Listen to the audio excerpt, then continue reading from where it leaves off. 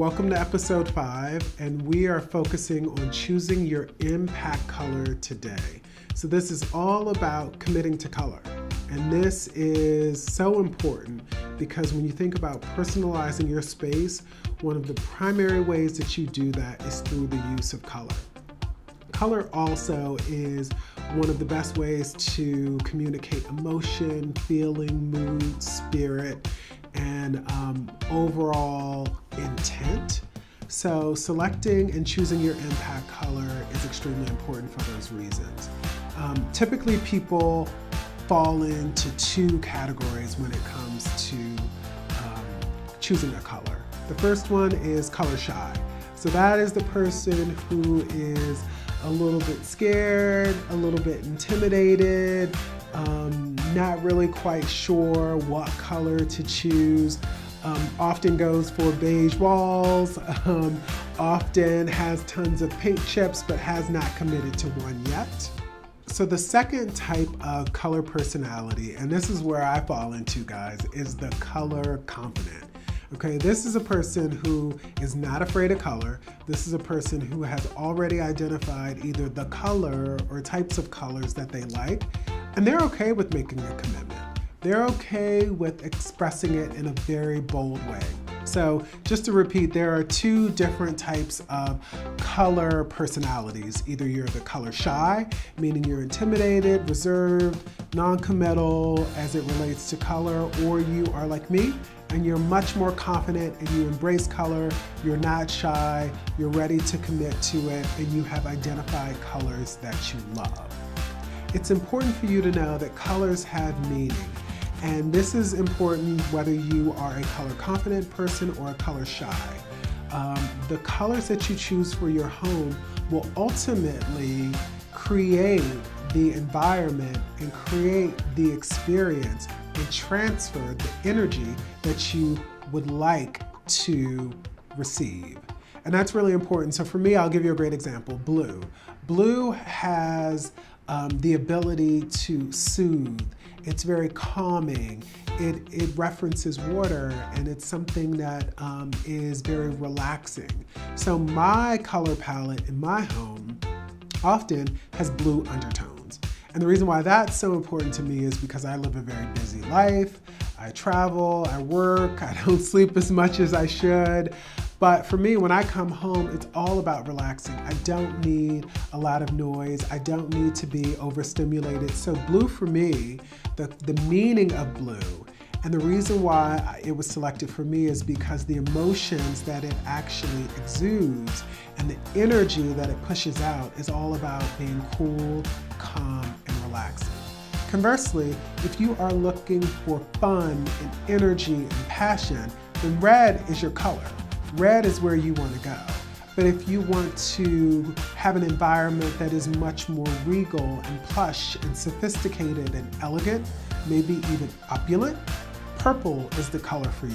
So those are just a few examples of color and color meaning.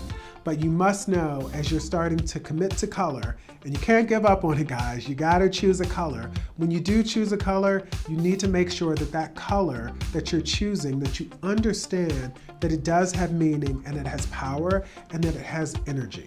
So now that you understand that colors have meaning and you have identified colors that exude or communicate the emotions that you would like to experience in your home, you need to understand complementary colors that actually support or that sit within that color family.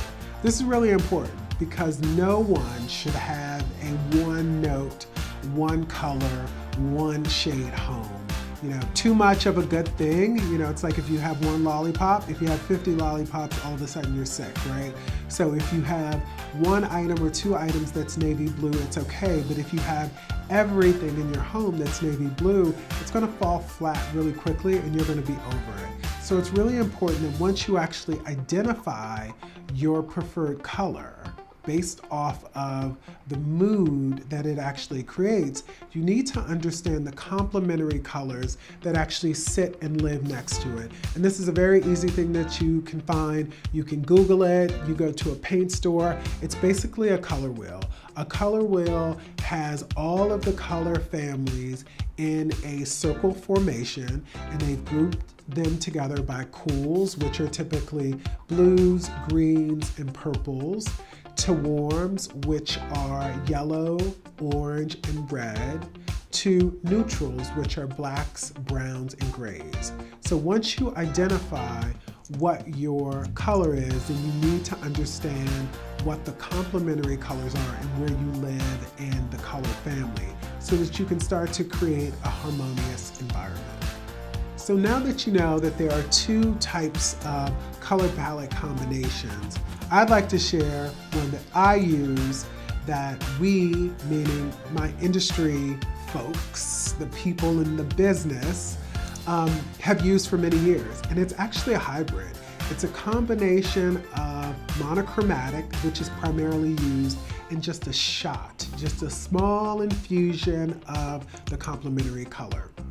So for me, my home is primarily all shades of blue. It's what retailers, more luxury retailers typically do. There is an overriding color theme that is very clear to the customer. That color is typically used as a brand identifier. So if you think about your home being how you express yourself as a brand, the primary color that you use is your brand identifier.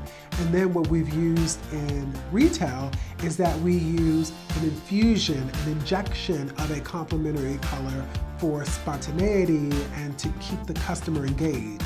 You actually want to make sure that your home is not completely expected. You want to make sure that there are moments of unexpected delight. Because let's face it, we're all different. We all have many layers to us. Some of us are a little bit more complex. Others of us are closet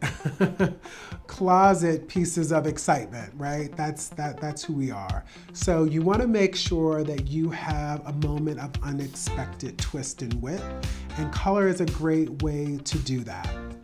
So my recommendation and an expert tip is to be able to merge the two together, have the base, meaning the bulk of your decorating, be monochromatic, and strategically infuse complementary colors just to add a little spark of energy and fun and personality and uniqueness to your environment.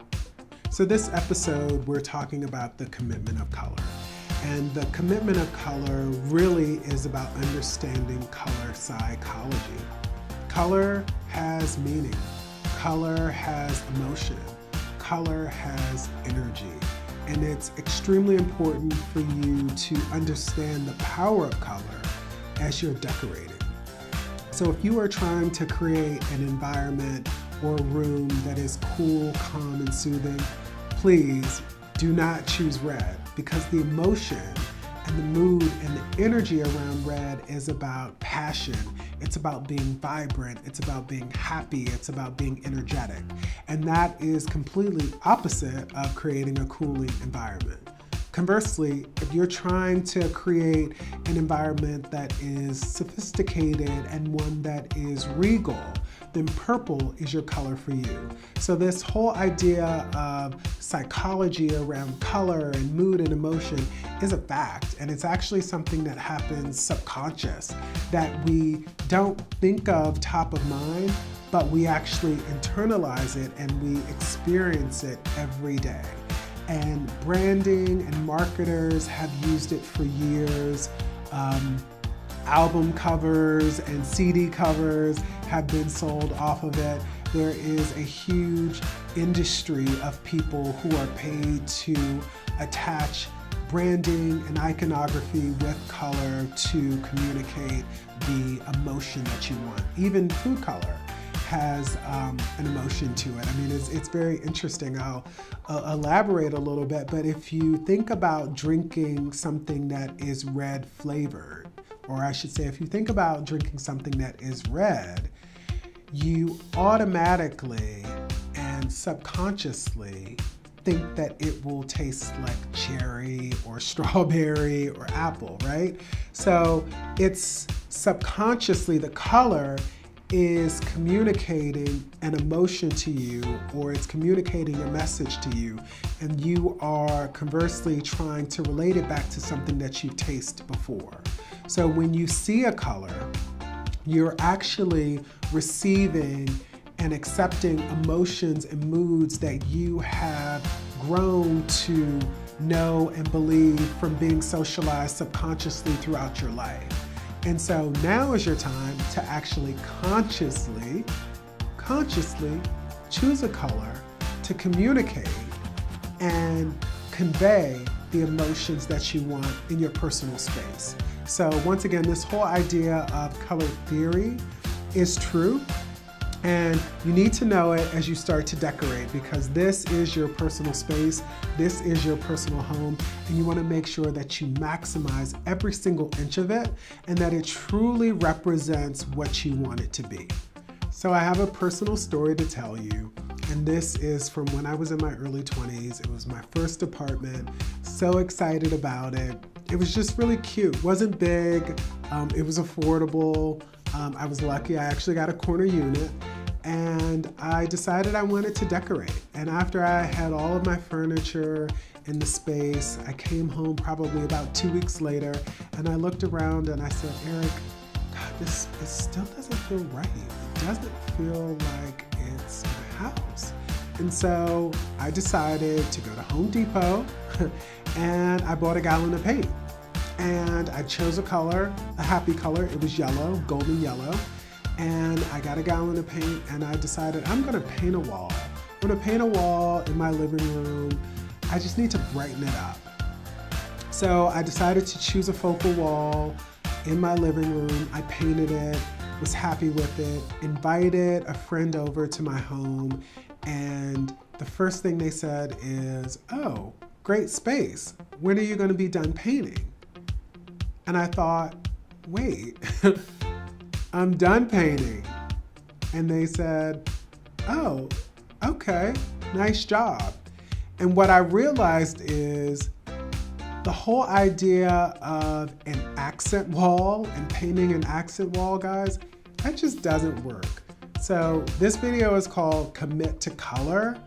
Accent walls are a myth that our industry or someone has told you is a good thing to do.